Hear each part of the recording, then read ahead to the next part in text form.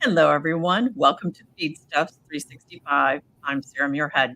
With us today is Dr. Todd Calloway, a ruminant microbiologist with the University of Georgia, and we're going to discuss the microbial world, what we know, what do we think, and what do we hope. So, Dr. Calloway is part of a fabulous lineup of speakers for the upcoming 2024 Chem and Intestinal Health Symposium. And that symposium is going to be held online as a live stream October 16th and 17th. Registration is free and open to anyone, so make your plans now to join. You'll see a link there on your screen. You'll probably see that several times throughout this session. So welcome, Dr. Calloway. Great to have you with us today. Thank you. I'm glad to be here. So let's get started with our conversation. What would be your opinion on the importance of balanced intestinal microbiome in animals, and how might that coordinate to health, especially when it comes to production-related challenges? Well, that balance of the microbiome are the microbial population, and people use that term interchangeably, but usually they use it to mean that the microbial population. But finding that balance is really hard, but it is critical for the well-being of the animal. And a lot of people will say, this is a good microbiome or this is a bad microbiome. And that kind of true judgment value, I don't think we're there yet. I think finding balance where it actually works well for that animal or not is better than a good-bad dichotomy. So what we want to do is try to find that best microbiome that will work for the animal, getting that best performance with the least negative animal health, animal productivity, sustainability repercussions, because all those things are tied together with what is the microbial population doing. That makes sense. So then, considering the link between animal health and a balanced intestinal microbiome, can you elaborate on how economically relevant disease challenges in cattle could potentially be influenced by a compromised intestinal lining? Okay, so when you've got a compromised intestinal tract, and this is some work that we've worked with Iowa State as well, with Lance Baumgart over the years, is as you develop what is called leaky gut, or you start having that, instead of being separate between self and non-self, because remember that microbial population in the gut is non-self, but if you weaken that separative barrier between the two, then your immune system starts getting involved and starts to have to react to this non-self invasion, which is usually in the form of some form of inflammation or inflammatory response, or creating cytokines. And overall, it's this relatively large use of glucose, which is important for your animal, but it's also taking energy away from other uses. It's what's called the non-growth energy expenditure. It's like if you win the lottery and you decide to go buy a Ferrari, that's no big deal. But if you're on a limited budget and you're trying to make that monthly payment on a Ferrari, that's going to be a lot harder. So by having that huge glucose demand of an up-stimulated immune system, that's going to take energy that we could be using for milk production or growth away. So where are we now when it comes to what we know, what we understand, and what then are those research gaps that need to be addressed looking forward?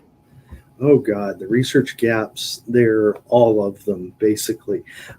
We understand a lot more than we used to, because for many years we were limited in what we could look at to what we could grow. There was a saying, if you don't grow it, you can't know it. And really, we can only grow maybe 10 or 15% of the microbes in the gut. So as we've developed, understanding those organisms we could grow, we developed these great models for what's going on in the gut, in the rumen and the hindgut. But we knew those weren't the complete picture. And as this revolution in the past decade with molecular approaches has happened, we can see deeper and deeper. It's kind of like the replacement of the James Webb telescope versus the Hubble. You can see a lot more and a lot further, but we're still trying to understand how these things all function together. It's not just here's the snapshot. So we've gotten a lot better, but the big gaps are understanding which microbes function in your most efficient animals. Is it and how those animals' genetic linkage to their microbiome, how it fits together. So, how do we link animal genetics with the microbial population? How do we select for those production metrics that we want?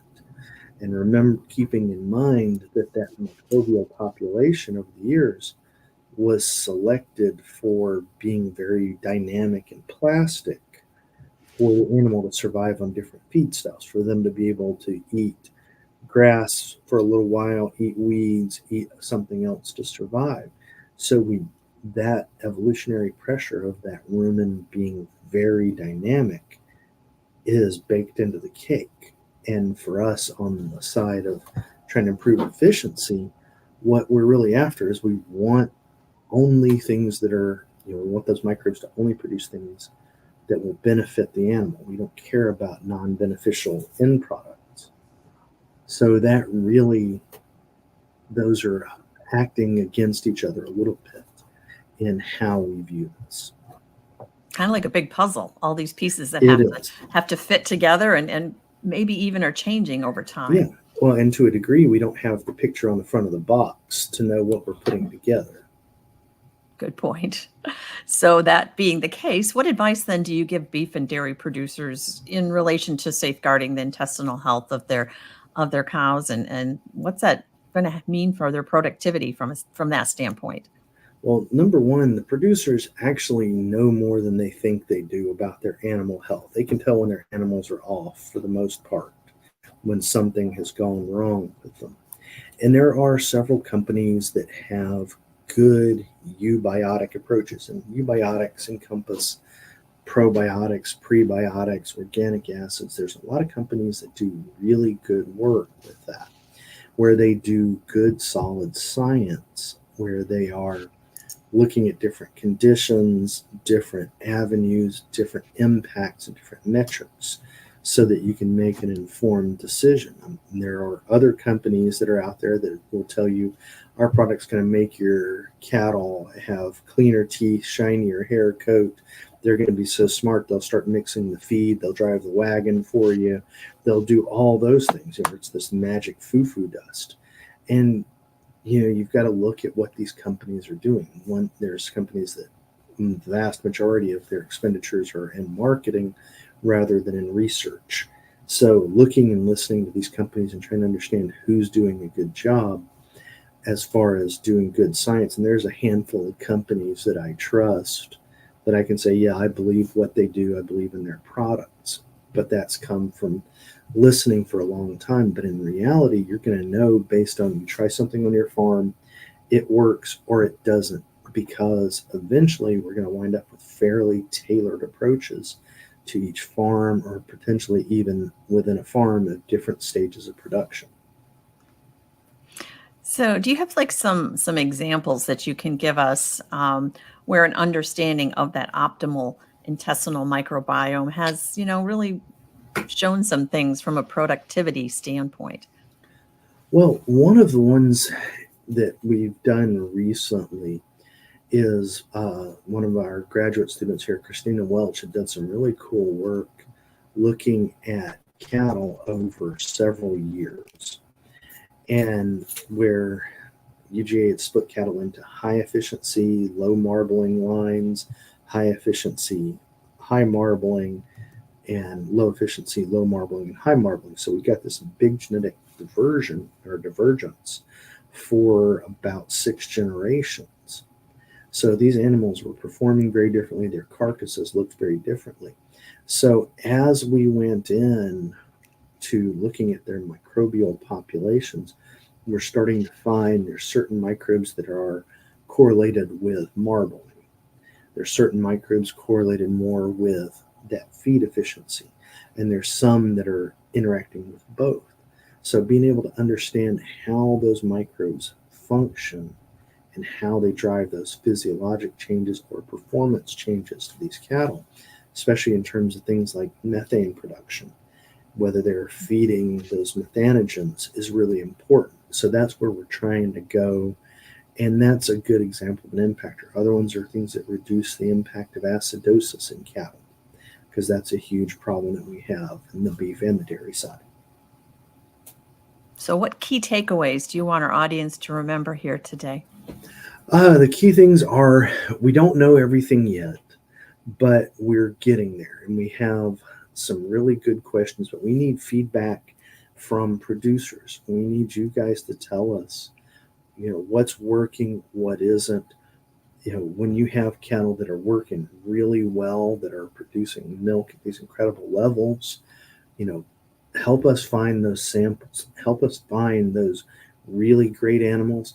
And also we want to find your really bad ones with, that look like it's yonis, some that look like it is hemorrhagic bowel. What are these bad animals? Because we need to look at that full spectrum of, even your poor producers, of what's good, what's bad, what's ugly.